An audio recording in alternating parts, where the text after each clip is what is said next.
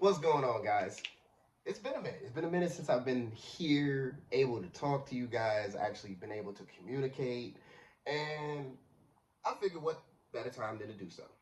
So, today, we are going to talk about chaos, and as well as the future of chaos, right?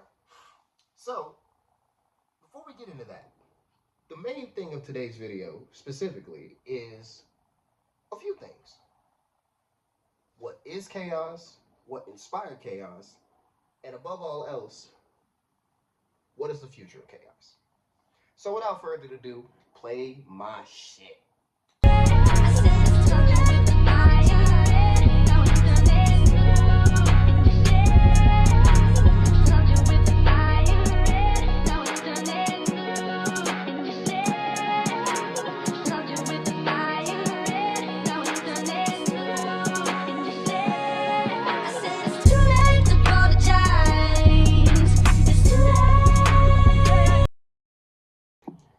Okay, so just essentially where I got the idea from chaos in general.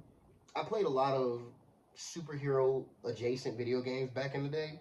So from I would say the earliest idea of conception came from, I would say, Infamous as a whole, because during the initial concept of when I was coming up with chaos, because chaos at this point, this is actually the first time I've actually published chaos outside of DeviantArt. Because originally I had posted DeviantArt like early, like beginning of 2012, relatively when I was like 17. So it's been relatively 10 years now since I first conceptualized chaos overall. Like, I just want to make that perfectly clear. So essentially, chaos branched off from basically an extension of Infamous. Like, it, like the origin of chaos is essentially the origin of Infamous, a device that was created that indirectly created an explosion that you guys have seen is called the Great V explosion, or as it is commonly known as the Great Five. Now, the Great Five explosion is basically the relative compounds that can mutate human genetics. It was meant to be a social experiment that the DED, which was later created by the government as a containment in order to get rid of what is now known as the defected. Now, the defected, just like I said, from its inspiration of chaos, are basically conduits of individuals that essentially get their powers from basically the toxins that the Great Five had exposed them to. That's where the story of Aaron, Sarah, and Marshall comes into play. Now, as often as I could, as to simply say, to be, it sounded amazing on paperwork when I first came up with the idea, and I genuinely did not expect chaos to take off on DeviantArt at first. And by the time I had like really put more interest into it, like really conceptualize the idea, like this could be a long-term project, if not a much grander scheme of anything else, it definitely stretched out and it became what it is today. And it's just been like that. So in general, I would say it definitely came from a stigma where Aaron's story is not finished, to say the very least. And I definitely have been inspired by a grand scale of modern media in terms of anime, the modern cartoons, like seeing the coming of age stories that really, branch the character off into essentially a longevity series, because that wasn't originally my plan. I didn't really conceptualize chaos as a long-term series at first. I honestly had intended for it to be 12 chapters, and then we just wrap this up, put a bow and a ribbon, and put it in the closet. You know what I mean? That was my initial idea. I didn't anticipate when I first put it on DeviantArt. I think within the first, I would say, first 5 or 6 chapters, there was a developing fan base because at first I didn't like draw the characters. I didn't like essentially create the characters at first. I created the characters based off of people in real time, people that I actually knew in real life that, whose moral code at the time really was both conflicting and at the same time beneficial to me as my own, because like I said, Aaron is me. And that also goes back from when I mentioned his origins. Like Aaron is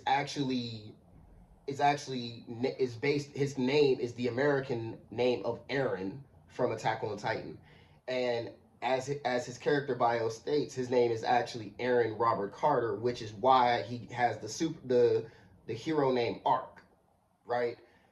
Because not only as the story progresses does Aaron create I would say a family in a sense where everybody that had conflicting ideals, it came to a point where the enemy of my enemy is my friend, and that's where I wanted the narrative to stand out at, and I wanted the narrative to consistently stand on that, and I didn't want the narrative to be misled in any shape or form. I didn't want the readers to be misled. I didn't want my fan base to be misdirected or anything like that.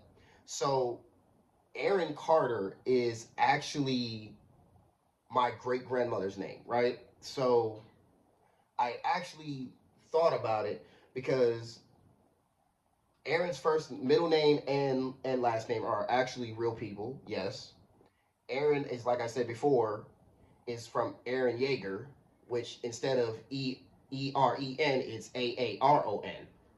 Pretty basic, you know what I mean? Don't at me.